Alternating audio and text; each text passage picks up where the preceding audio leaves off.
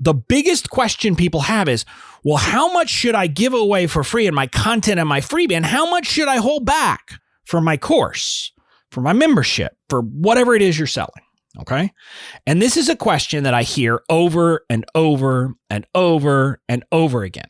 What I'm going to tell you is, when you have a serve first perspective, you don't ask that question. Serve first, and this is one of those things where people get confused. I'm not saying that serve first or being a radical giver means you give everything away, where like literally you give all your products away for free. That is not what I'm saying. But what I'm telling you is this. If you're worried that you have to hold back information so that people will buy, that's a problem. Welcome to the Certified Badass Online Marketing Podcast, where being a badass has less to do with what you wear and what music you listen to, and everything to do with whether you've got the thriving online business of your dreams. I'm your renegade thinking Harvard Law grad turned online entrepreneur host, Bobby Klink. In my years building my thriving business, the most important lesson I've learned is that being a badass online marketer isn't about secret strategies or ninja tactics. It's about doing the basic stuff right and showing the F up. So each week here on the show, you'll get clear, easy to execute guidance on how to build your online business and a swift kick in the ass or two to make sure you're getting it done.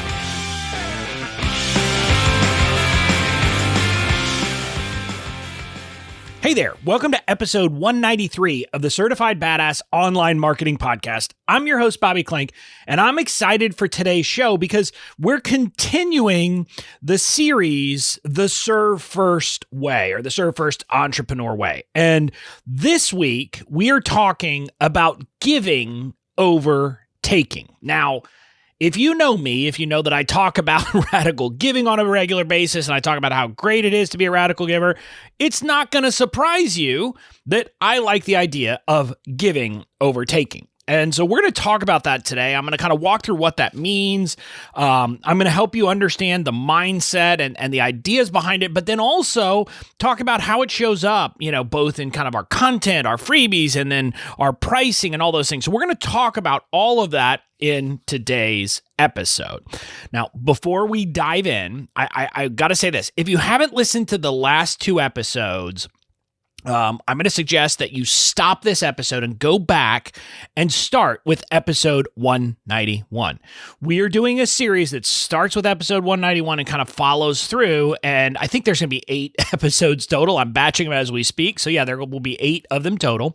And the idea behind them is all about this notion of the serve first way. And to give you a little bit of background, very quickly, the serve first way is my idea of saying we should be serve first entrepreneurs. And a lot of people say that they're serve first entrepreneurs, but their actions indicate otherwise. And so the point of this series is to really discuss what being a serve first entrepreneur means and what mindset shifts we have to make to do it. So episode 191 was kind of I said it was my call to arms or an introduction, to this idea. And then last week on episode 192, we talked about passion over profits and why it's important to have a passion for your business, not simply be saying, I can make money at this. So that was kind of last week's episode. Now, this week, we're shifting to giving over taking. Obviously, I love radical giving, so we're going to talk about this.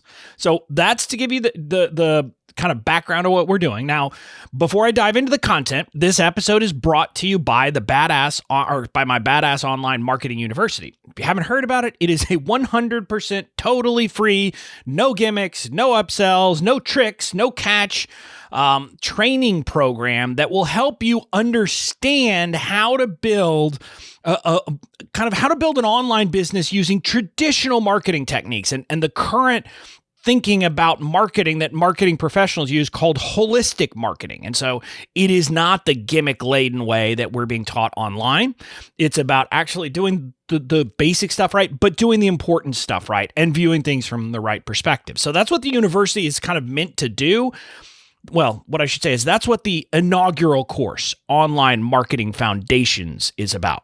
But this isn't just one course. It's growing. Now, as I'm recording this, there's only one course in it, but we are also, my team and I are in the middle of moving our tech stack and building out extra courses. And by the end of March, our expectation, our belief, our hope is that we will move the tech stack over and that we will have added at least 2 to 3 more courses, but I'm hoping 4 more courses to Badass Online Marketing University. There will be a legal training because I'm still the legal guy, so that'll be in there for free.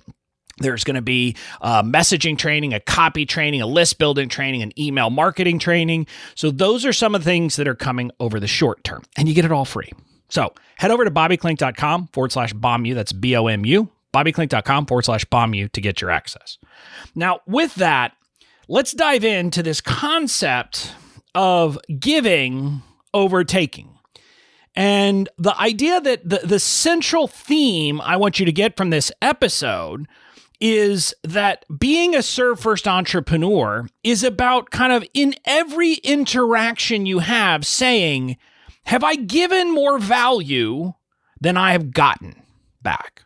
Now, this is something that applies in broad strokes across your business. And again, depending on where you are in your business, these may be things that primarily show up in relationships with your customers, but as you get more and more advanced, it's also going to show up in, and when I say customers, I mean customer, followers, audience, so kind of people that you are potentially selling to and actually selling to. But as you get more advanced, this will also apply to your team. It will apply to the relationships with peers, with other people in the industry. It will apply to all of these different things. If you have vendors, it will apply to your vendors, etc. So there is all of these concepts, and it applies everywhere. Being a serve-first entrepreneur is about serving everyone around you. And again, the holistic marketing concept, which is the current concept of marketing, which I hinted at in my promo of BOMU, really does say that in marketing, you're thinking about your relationship with customers and potential customers. You're thinking about your relationship with kind of peers, suppliers, third parties in the market. You're thinking about your relationship with your team, and you're even thinking about your relationship with kind of the world at large. And so that's why like causes and wanting to make the world a better place has become an important part of marketing today. All of that stuff fits into the concept of marketing today. And what I'm going to say to you is that if you want to be a serve-first entrepreneur, and the reason why you do want to be a serve-first entrepreneur is that they're the ones who win in the long run. Now, we all hear the expression, nice guys finish last. That's actually not true. In business, nice guys, nice girls, nice people finish first. If you've ever read Delivering Happiness by Tony Hsieh, he talks about, and there was this, like one of the people on his team at Zappos was a guy who had been involved with the shoe industry for a long time. And he talked about how he had seen that there were certain buyers at a place like Nordstrom and bigger companies where he had been in the past who treated vendors, who treated like the people who were their suppliers like dirt. And they did it for short-term gains because, yes, they could force them to give a discount, force them to give them a little bit cheaper. And so it was all about these short-term gains. But what he shared is that over time, you always saw that it was the people who built strong, solid relationships with their suppliers, these buyers, who actually succeeded over the long term. So it shows up. And that's like an example that's not even about selling to people, but you could see it in all of these other places. So again, when you're thinking about relationships with anyone, your question should be, have you given more value than you've gotten in return? That should be our goal every single time we do anything. And if you think about it, we see this rule come up like all the time in like Facebook groups. You'll often see like people talk about in their rules or descriptions about Facebook groups, give more than you take, provide more value than you get, all that. We see that, but I don't think we see a lot of people living up to it. And so that's what I'm saying we need to be doing. And as I like to say, there is this one book that you've heard me talk about a few times by now called The Go-Giver, which I say is a fantastic book. And there are like various laws that they put. They have 5 laws. The book tells a story, and it says there are these kind of 5 laws to success. And one of them is called the law of value.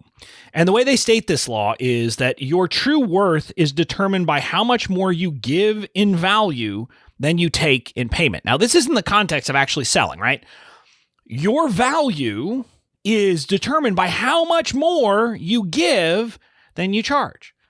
In other words, if your whatever you sell, is like value, like the actual kind of value to someone is $10,000 and you sell it to them for $9,999, well, then you really only gave $1 of value. Whereas if you sold it to them for $1,000 in value, you've given $9,000 in value. And what I want you to understand is that the more you kind of create that delta, what I'll call it is the value delta, because look, I like math and I like those things. And there's this concept of delta, which is the separation, the change. And so the more you grow that delta between the value that people, that customers, that followers, et cetera, get from you than what you charge them, the more value that you are creating. And that value is how you take the approach of being serve first. That's how you give more than you take. And, there are a lot of ways, and we could get into economic theory and we could get all geeky and nerdy about it. And what you would say is that essentially a transaction should always be where each side gets more value than they give. And what I mean by that is that the essentials of like a sale is something like this. It's that me as the buyer, the cost of my product, all in cost, everything involved, once you say not just the cost of the material, but every cost you could put into it is less than the value of that product to someone who would buy it from me. So someone who would buy it from me, say, would get $100 worth of value out of this product, and it only cost me $50 to make.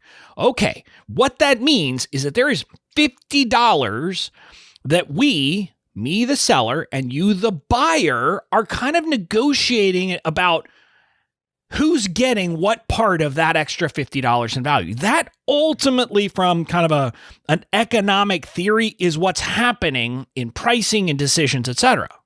So, one way to do it would be, I'm going to sell it for $51. I'm just going to get $1 and I'm going to give you the $49. Now, on the other side, it could be, I'm going to charge you $99. You're going to get $1 and I'm going to get $49. What I'll tell you is that over time, according to economic theory even, people who are trying to get every last dollar as sellers don't succeed because they don't create loyalty. They don't create any of the things that kind of the good stuff from being seen as someone who serves first, who gives, because people see you as so cutthroat, so transactional that guess what? They don't want to do business with you unless they have to. Now, there's other reasons why, if there's an alternate product, that someone might say, well, okay, I can go get a similar product from this guy for $75, so I'm not going to buy it from you for $99. So that's part of where pricing comes in. But the concept here is you need to understand that when you're selling, that's what you're kind of negotiating between you and the buyer about, is how much of kind of the excess value that you get from my product versus what I have to pay to create it am I keeping, and how much are you giving? And the interesting thing is that in the digital space, where most people are selling digital products, a course, a membership, etc., your cost is an interesting thing, right? And yes, there are costs in building the course out and doing all that. But once your course is built, so let's just say the second time you're going to run it, like if you're doing it kind of in cohorts, you don't have a lot of costs involved. Now, yes, there's the cost for you in supporting them, etc. But the actual course itself, the actual content in the membership, has zero cost to you at that point. It's already created. It is a sunk cost. Selling that additional product to an additional person costs you nothing other than the costs associated with kind of helping with support, implementation, etc. And depending on the nature of your product, depending on the nature of your offer, that support cost might not be huge. Now, again, depending on how you do it, for me, yes, I will increase my support costs. For example, my group coaching program that we're working on now, given the number of people who signed up, we decided to create a second coaching call on the weeks where we have coaching calls. So instead of just doing one call, we do two, so we can support people better. Now, that's something where there was an added cost, but not huge. I mean, yes, I'm increasing my workload. So you have to consider those. But if adding another person to your program isn't going to do that, which is the case for most people, the cost for you is pretty darn small. So that means that you and the buyer have a lot of leeway to kind of negotiate, and I don't mean literally negotiate, but there's a lot of leeway to figure out how much are you going to give and how much are you going to take of that extra value that's on the table. And this is where I'm saying, again, this is a mindset issue more than anything else, but you shouldn't be saying, I want to squeeze every last dollar. You should instead be thinking something else, at least if you want to be a ServeFirst entrepreneur. But before we get to selling, which we'll get to in a second, we got to talk about kind of the second thing that I want to talk about, where the first place where this ServeFirst kind of mindset needs to show up, where it doesn't in, I would say, 95 to 99% of the people online. And that's to do with your free content. We often hear this question. I hear people, like when I'm in Facebook groups, when I'm in all of these things, the biggest question people have is, well, how much should I give away for free in my content and my freebie? And how much should I hold back for my course, for my membership, for whatever it is you're selling? Okay. And this is a question that I hear over and over and over and over again. What I'm going to tell you is, when you have a ServeFirst perspective, you don't ask that question. Now, ServeFirst, and this is one of those things where people get confused. I'm not saying that ServeFirst or being a radical giver means you give everything away, where like literally you give all your products away for free. That is not what I'm saying. But what I'm telling you is this. If you're worried that you have to hold back information so that people will buy, that's a problem. And that, to me, says you're not coming from the perspective of a ServeFirst perspective. Now, again, what I want to tell you, and I want to use an analogy here, because so many of us are offering courses or memberships, and we kind of think of ourselves as teaching something. And I had this kind of realization because we would say, oh, well, teaching and information, that's been something that people sell forever. I'm simply going to tell you that in some sense, yes, but colleges and universities aren't selling information. I could go out and buy all of the books that I took in any course I ever took in college, and I could teach myself that information for free. The information is not secret. They don't hold back the information. Those universities are helping us learn it by using kind of pedagogy and techniques that will actually help us internalize the information and use it. It's not about them saying, I'm not going to tell you this stuff because if I do, you're not going to buy it. No. What they tell you is that I'm going to help you figure out how to actually learn this. And, when I went to law school, it's very common. There's the method called the Socratic Method, which is how lawyers in law school are traditionally taught, which is through questions. It's literally, from Socrates and, Aristotle, and that sense of like, you don't tell people stuff, you ask them questions, and that's how you help them to internalize, to learn the information, okay? But so in a sense, law school was charging me not for the information, but for that work to help me understand it, and just as importantly, for a degree, because I need a degree. It's for the credential. And so people like who will say, well, we've always charged for information. That's true, but we don't charge a lot of money for information. We sell books. Books are pretty darn cheap. And so I want you to understand that should be our thinking. And I had this thought, and the thought I had was something along these lines, that if your freebie, if people aren't buying your course because you've given too much information in your freebie, that's a problem with your course, not the freebie. In other words, that's a sign that your course isn't actually providing much value. You're literally just trying to sell information. And if you're trying to sell information, you're going to be in trouble. Now, I'm telling you, this has always been a problem. This has always been an issue because no one has really sold information at a premium. Now, there was a brief period where this happened online, but I'm simply going to tell you, if your mindset is, I sell information, your Blockbuster video in 2000 and, holding on to this notion of a dying business model. In Blockbuster's case, it was physical locations, and Netflix said, well, that's not what's going to work. They were going to ship it and stream it. What I'm going to tell you is we are in for a reckoning in this space too, because information is not what we sell. Information, it can't be what we sell long-term. Now, that's what a lot of people are selling right now.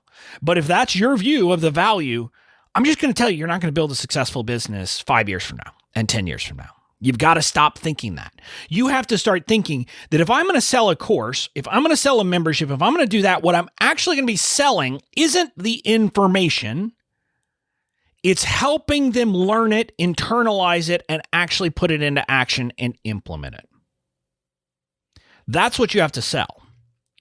And that means you got to be a teacher. That means this whole idea of I'm going to have this passive income where I just have this course and bing, bing, bing, bing, bing, I make a lot of money. That's dumb. Now, you can do that with books. Again, this is kind of the central disconnect in our space that I've been seeing more and more. When I look at it, I say, and again, people who are telling you to create courses are saying, trying to come up with reasons for this. But I'm like, why should I pay you for a course rather than buy a book? And it's not because it's organized, because let's be honest, books are organized. The reason why, if you want to sell a course, if you want to sell an information membership, if you want to sell that, it's got to be that you're not simply teaching information. You're not simply, providing information to them. You are helping them implement it. You are helping them internalize the information, and you're helping them kind of get to a deeper understanding and then put it to work. So that needs to be your viewpoint. And this is why I'm talking about, in the context of your free content. I'll just tell you, Shelly on my team, who is in charge of content and is going to be helping me roll out a blog. So we have written content, a YouTube channel. So we have some video content, some of it funny, some of it entertaining, but also some of it, how to and things like that, in addition to this podcast. So, she's going to be helping me with all that. And what I've told her is I've given her very clear marching orders. We don't hold anything back. Literally. We never ask the question in creating a piece of content, am I giving too much? No, we say, could I give more? Information is not what we sell. And so I've told that to Shelly. And again, I'm just going to say, I have that viewpoint because I understand that if secrecy or them not knowing the information is why they might buy from me, I'm screwed over the long term. And I don't want to be screwed over the long term. So our content, because we want to serve first. And the great thing about this is, I can serve people who've never bought from me. I can serve people who have never even gotten on my email list. I serve people with this podcast. I serve people with my, will be with my blog. I will serve people with my YouTube channel. Now, I look at that and I say, that's awesome. Now, obviously, I need to get paid to do it. I need to make money. I need to make a living. But the notion that there are going to be thousands and tens of thousands of people who will get value, who will be able to take something I taught and apply it to their business and make money as a result without giving me money, fantastic. I have no problem with that. If you do have, if you would look at that situation and have a problem with it, you've got to ask yourself, are you a ServeFirst entrepreneur? Because it sounds to me like you're in this to make money and serving is secondary. Now, again, we have to make a living. I agree. But as long as I'm making a living, the more people I can serve, the better I'm going to feel. Because my view is the more I give, the more I will get. So this then brings me to kind of selling. And specifically, there's this issue that I've got to kind of, that I see a lot of in this space. And we have to take it apart for a second, in my view. I just want to give you a sense. I want you to kind of get rid of this. And it's the notion of a constant drumbeat that we hear in this industry. Charge more, charge more, charge more. Seriously, in this industry, in the online marketing space, people are constantly saying, well, why don't you increase your price? Why don't you double your price? Someone's talking about, well, I'm going to have a $99 a month membership. And then people will come back. Why are you going to do that? Why don't you just create a 6-week coaching program and charge $2,000 or $4,000 for it? This is the drumbeat over and over and over again. I see it everywhere I am. I'm in masterminds, I'm in peer masterminds, I'm in coaching groups, I'm in memberships, and everywhere I see it. But also, I was talking with my friend Zach Spuckler recently. He did this. He created a program about creating a launch plan. Again, I don't like that. I don't like launching, but I like Zach. He's a good guy, and it was about helping people like create a launch plan and put together how they were going to launch. I guess it was a course or membership. I'm not sure exactly. I think it was a course. Was the idea that he was going to teach them how to launch that.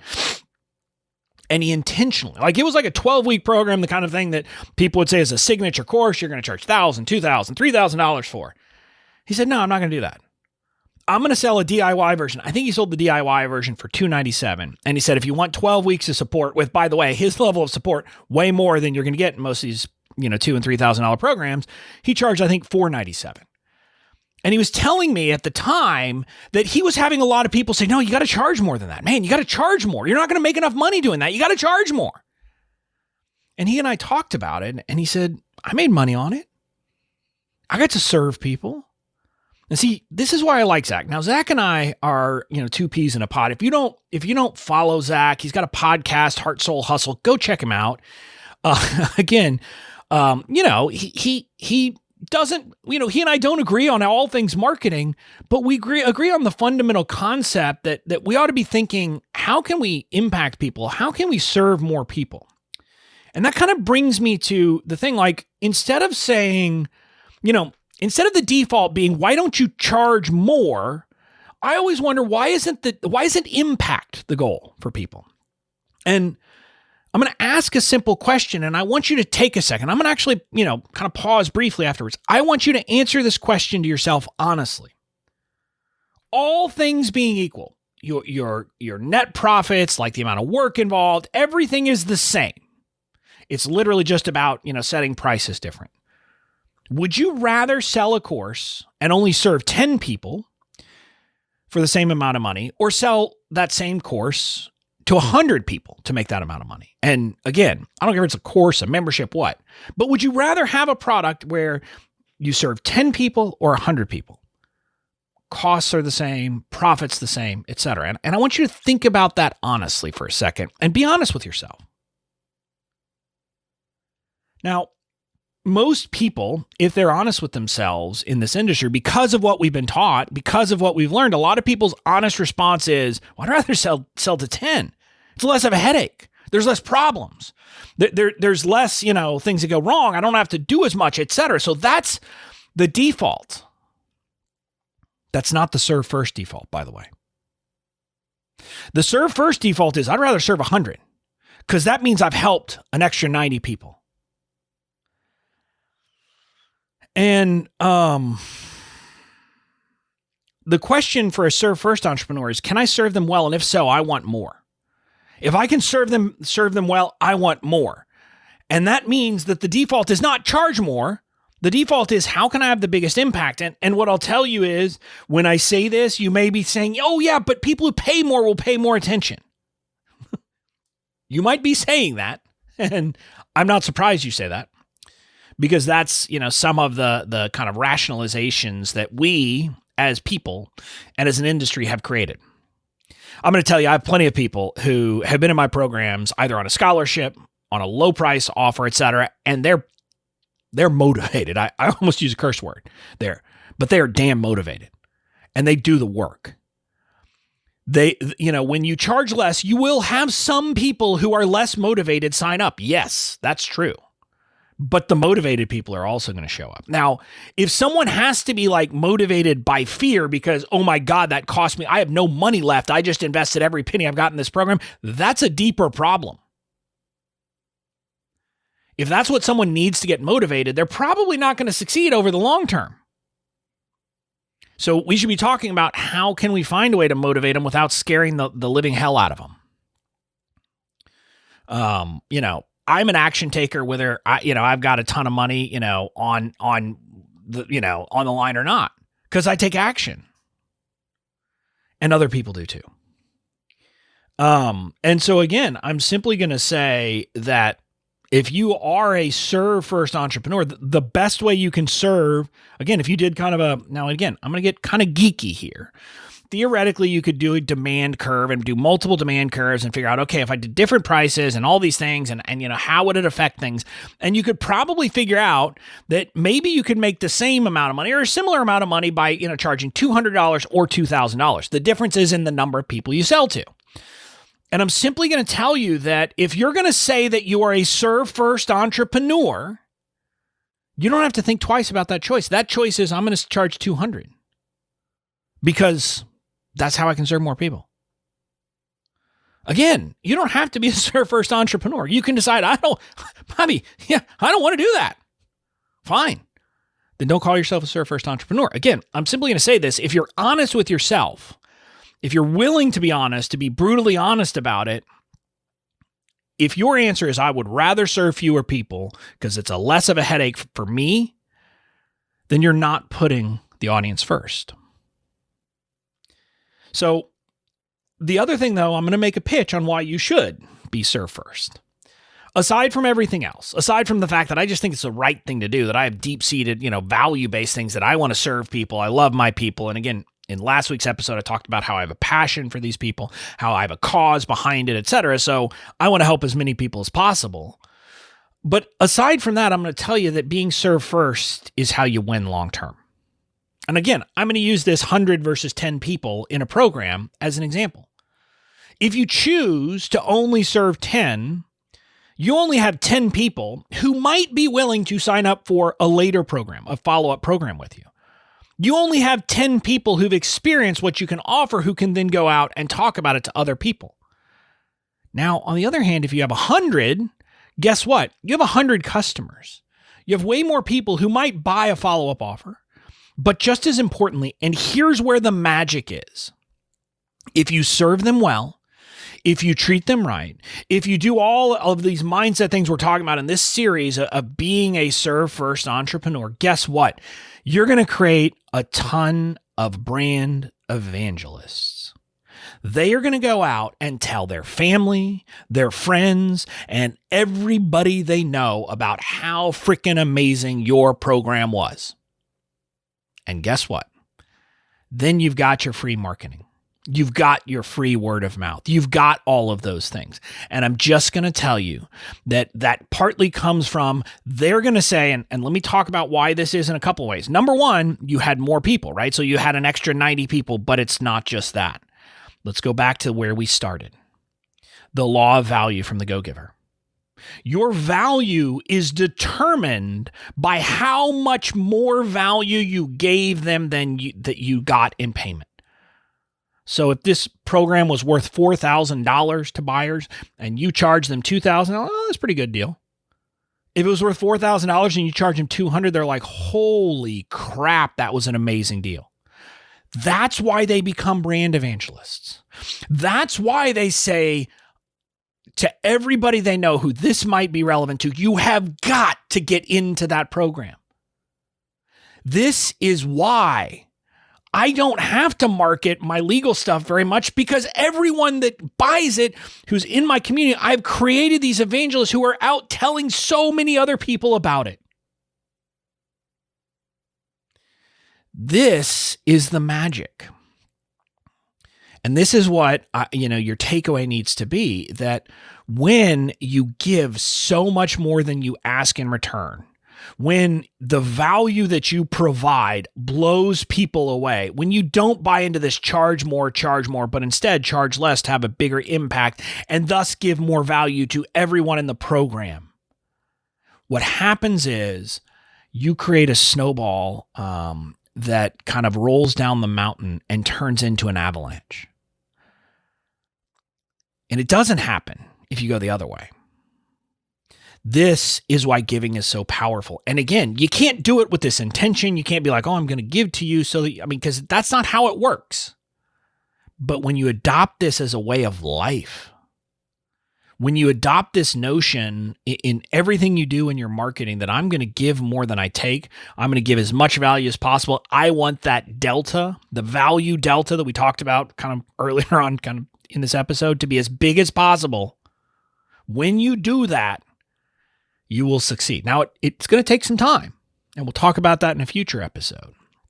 But when you do that, you will create the business that is self-sustaining and is a real business that will last the test of time. So, I'm going to close this episode now with just this general thought that I want you in everything you do, from start to finish, when you build your business, when you think about, how much should you give in content, how much should you give in freebies, when you're thinking about dealing with your audience, when you're thinking about dealing with your team, when you're thinking about dealing with peers in the industry, simply ask yourself, how can I increase the value delta? How can I increase the difference between what they're giving me and what I'm giving them, so I'm giving them more? If you do that, you'll thank me. That's it. Now, in next week's episode 194, we're going to be talking about a very important concept, which is the difference between marketing and selling. And I've talked about it before, but we're going to talk about it from the context of being a serve-first entrepreneur, and how the serve-first way means you market, you don't sell. And I'll explain what that means. It's going to be a good episode, so definitely check it out. I'll see you then.